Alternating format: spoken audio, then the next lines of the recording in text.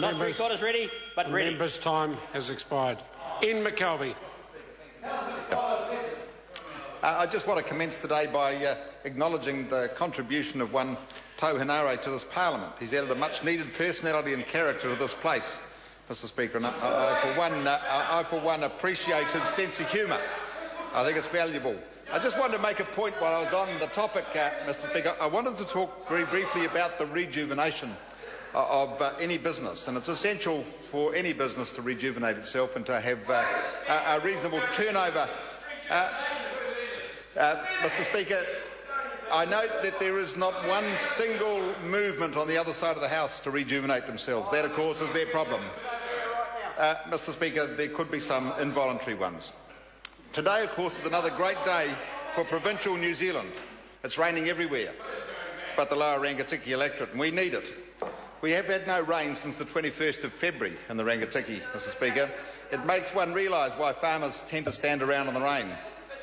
However, the very good spring and great start to summer will ensure this year's production will not suffer as it did last year.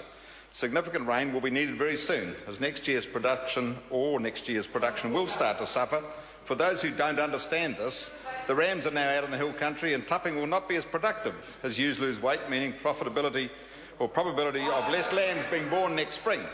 I'll continue the agricultural lesson, Mr Speaker. Building up feed supplies is also very important for the dairy sector at this time of year, as cows' condition is critical to as the new season approaches.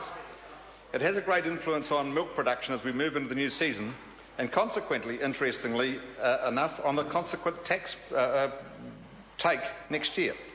Mr Speaker, I'll get on with some serious stuff now. I thought you might need a little bit of a lecture.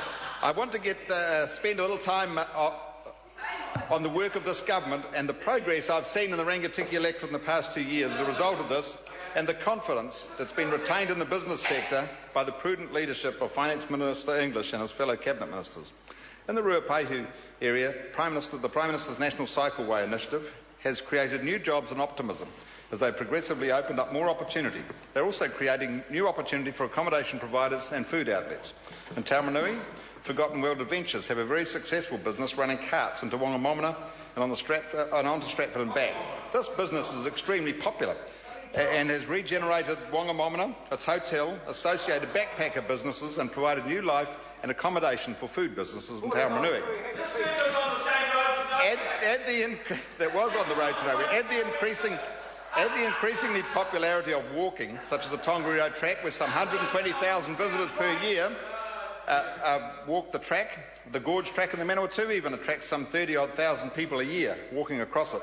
Other environmental tourism initiatives, including the wonderful Wanganui River and 2 national parks, Wanganui and Tongariro, and slowly but surely more jobs are being created throughout the region, leading to new opportunity and optimism in our region.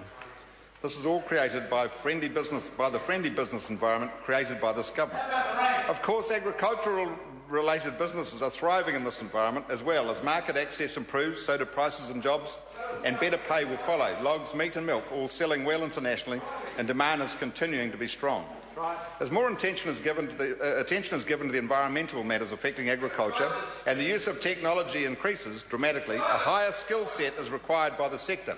Meaning a more sophisticated and better paid service sector is needed to service our farmers. These people are adding spice to our rural communities, and if we maintain the momentum, we'll see our smaller communities revitalised, slowing the urban drift, which is one of the keys to a brighter future for regional New Zealand. In the Manawatu, Palmerston North and Rangitikei Plains, part of the electorate, manufacturing is thriving, as the Minister for Economic Development, Stephen Joyce, saw last week, as he visited a number of very progressive, innovative companies, including NZP and CDAX, and we also have some newcomers in the area that are creating great interest and many job prospects in our region. Add Fonterra, the Massey-side research facilities and the CRIs to this, and it's easy to paint a very rosy picture of business progress in provincial rural New Zealand, all created by the activities and initiatives of this national government. Mr Speaker, I think this government has achieved an awful lot for provincial New Zealand, and I, for one, am very proud to be part of that growth. Thank you. Cheers. Well said. Well said. Jen.